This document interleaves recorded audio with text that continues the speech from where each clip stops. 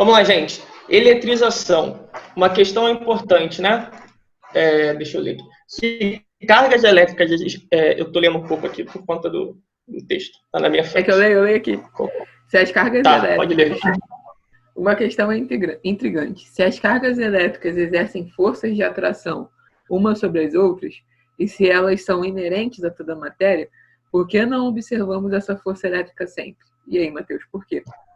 Então, gente, o que essa questão quer te dizer? Gente, se você tem sempre cargas elétricas positivas e negativas em todas as matérias, em todos os átomos, por que você não tem uma força elétrica entre elas? Quando você faz o soma... pode passar o próximo slide, Rafa, que aí vai ter uma... Então, quando você faz o somatório de todos os prótons e todos os elétrons dentro de uma partícula, de qualquer coisa, de uma quantidade de elétrons e prótons nessa caneta, quando você faz a soma de todos, eles são iguais.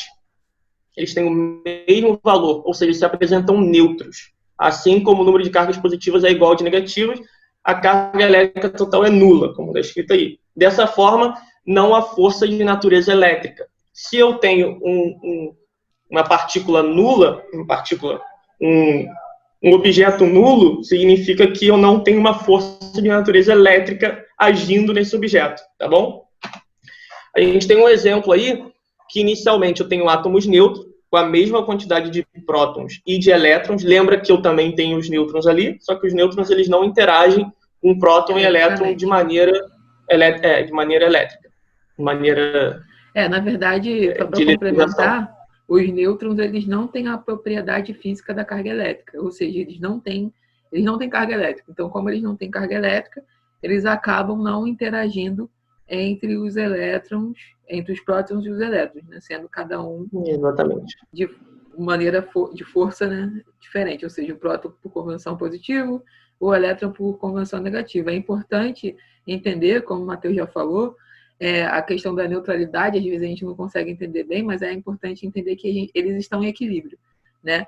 Em estados de repouso normal, todos os elementos da natureza são formados por átomos, todos eles têm elétrons, prótons e nêutrons dentro desse átomo, só que em estados normais da natureza, tanto os prótons quanto os elétrons, que são as partículas que têm carga elétrica, eles estão em equilíbrio, ou seja, como o Matheus bem disse, mesma quantidade de prótons e mesma quantidade de elétrons.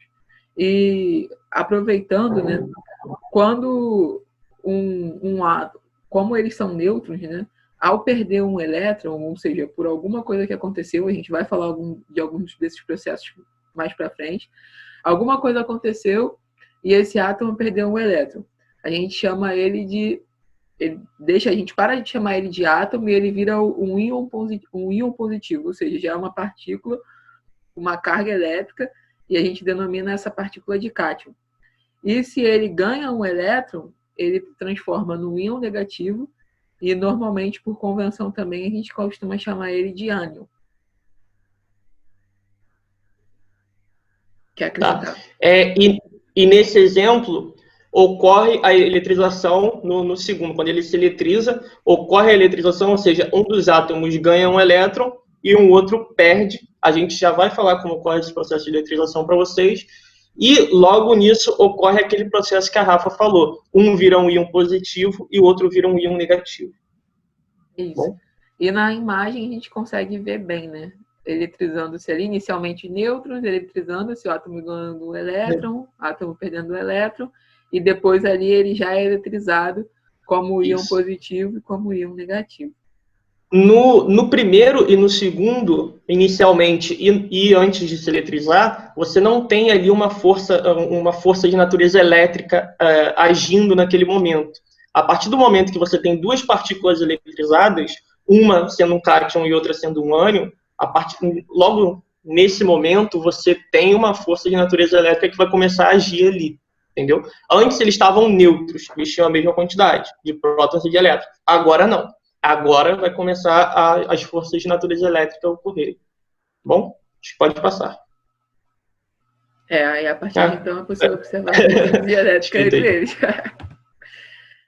Bem, com isso, a gente chega na parte dos condutores e isolantes elétricos, né?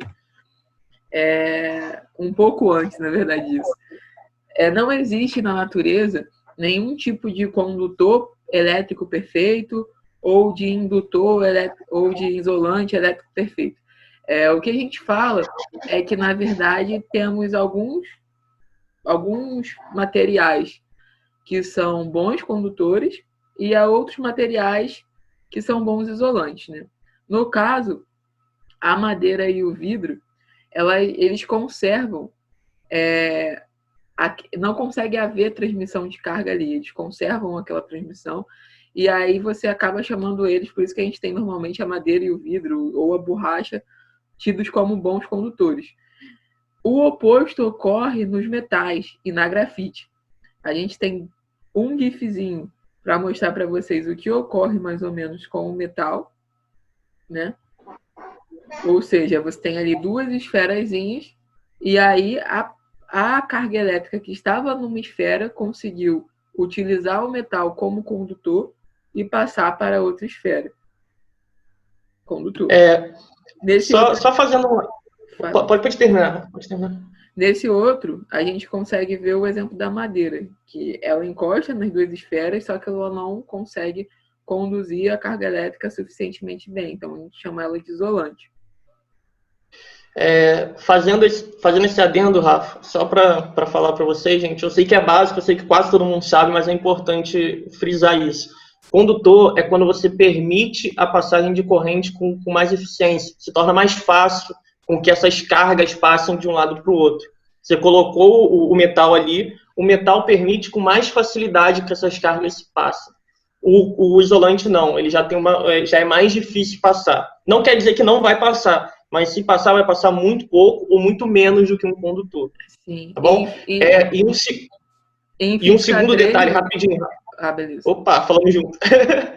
O segundo detalhe muito importante, antes que um professor de química venha pegar a gente e apertar aqui, quando vocês estão vendo esses maisinhos saindo de uma partícula indo para outra, isso é só uma ilustração, tá, gente? Na vida real, as únicas cargas que se movem de um para o outro são as cargas negativas. Só os elétrons que se movem. Você não consegue tirar um próton de um átomo. Até consegue, mas aí o nome é fusão nuclear. E tá fora do nosso escopo no momento. Fusão nuclear ou fissão nuclear, muito deles ou é reator nuclear ou é bomba de... bomba de... esqueci até o nome, né? Mas, enfim... Nesse momento aí, nesse metal, o que está acontecendo é o lado direito, que tem 8 cargas positivas, ele está com muito mais próton do que elétron. Quando você pega o metal, 4 cargas negativas que estavam no outro estão passando para aquele ali. Logo, os dois juntos vão estar com 4 cargas de prótons a mais do que de elétrons. Por quê? Porque aqui tinha 8 prótons a mais, aqui estava neutro. 4 desses passam para esse, eles se equilibram. É importante a gente reforçar, como a gente falou lá no primeiro slide, que os prótons, eles fazem parte praticamente quase da identidade do elemento químico. Né? Então, por isso que os professores de química matariam a gente. Eles estão junto do núcleo, né? Do átomo, junto com os nêutrons. Lógico que a gente tem algumas explicações mais avançadas, mas não cabe aqui, no momento. E outra coisa interessante é que, mais para frente, em Física 3, a gente vai entender o porquê que alguns materiais são melhores condutores e outros materiais são melhores isolantes, porque isso tem a ver com a resistência também daquele material a conduzir ou não carga elétrica, mas isso é assunto dos próximos capítulos. Vamos lá, para a gente não ficar muito mais tempo que... Dentro disso, a gente tem os processos de eletrização, né? Beleza, estão neutros, como que ocorre essa movimentação de carga? Então, usualmente, a gente tem 3 processos principais. O primeiro é por atrito, ou seja, 2 corpos, eles estão inicialmente neutros, em equilíbrio, número de prótons igual ao número de elétrons. Ocorre alguma coisa, como a gente está vendo no GIF, algum tipo de atrito. Tem um muito legal que vocês podem testar em casa. Pega uma caneta, passa aqui, ó, no couro cabeludo, pica um monte de papelzinho antes, passa a caneta no couro cabeludo. Quando você fizer assim, normalmente o papel ele vai grudar na caneta. Ou seja, por atrito, você desequilibra ali, você perde ou ganha elétron dependendo do material que tá, dependendo do contato que você tiver. E a partir daí, como a natureza também está sempre tentando buscar o equilíbrio, esse elétron vai e consegue, como vai estar cargas diferentes, né, cargas opostas ali, ele vai e vai atrair. Esse seria o que a gente chama de eletrização por atrito. Nós também temos o processo de eletrização por contato, que aí, no caso, não seriam dois corpos neutros, estaria um corpo eletrizado e o outro neutro, e a partir do momento que um corpo que está neutro toca esse corpo eletrizado, ele também vira um corpo eletrizado, ou com mais ou com menos elétrons comparativo do próton, e a partir daí, como a gente consegue ver nesse GIF muito legal, ele consegue atrair ou repelir um outro corpo. Ali ele está tocando o corpo que está eletrizado, no caso, positivamente, pelo jeito, e aí ele vai conseguir repelir um outro corpo. E o outro tipo de eletrização é por indução. Quer falar, Matheus? Não, pode falar, pode falar. Um corpo também que está inicialmente diferente, né, de atrito, que os dois estão neutros. Por indução, um corpo vai estar inicialmente neutro, e esse corpo que está inicialmente neutro a gente chama de induzido. Ele vai ficar eletrizado pela simples aproximação de um corpo carregado, ou seja, você não vai tocar, como no caso do contato, nem no caso do atrito. Simplesmente pela quase encostamento dos corpos, ou seja, sem que haja contato entre eles, o corpo que é o indutor, ele consegue carregar eletricamente o corpo que vai ser o induzido, que é o corpo neutro, e a partir daí ele vai ficar também carregado eletricamente. Um ponto, vou mostrar um pouquinho para vocês. Um ponto importante, e que nessa imagem mostra bem, seria o que a gente chama na eletricidade normal de fio-terra, né? Esse corpo, que é o corpo induzido, esse corpo neutro, ele precisa estar ligado à terra, no caso, né? Ou algum fio-terra. O aterramento, né? Ou seja, um corpo que seja maior um pouco do que ele, no caso, o aterramento das nossas redes elétricas, vamos supor, que esse corpo, essa ligação, ela vai fornecer elétrons para que ocorra o fluxo, a corrente, vamos dizer assim, também é outro assunto que a gente vai, daqui a alguns capítulos para frente, vai falar com vocês, para que tenha essa corrente e possa ocorrer esse fluxo provocado por esse corpo que é indutor, que já estava carregado, ou seja, que não estava neutro. Rafa, você falou para falar de indução, eu estava olhando aí no GIF do por contato, eu acho isso muito legal, gente.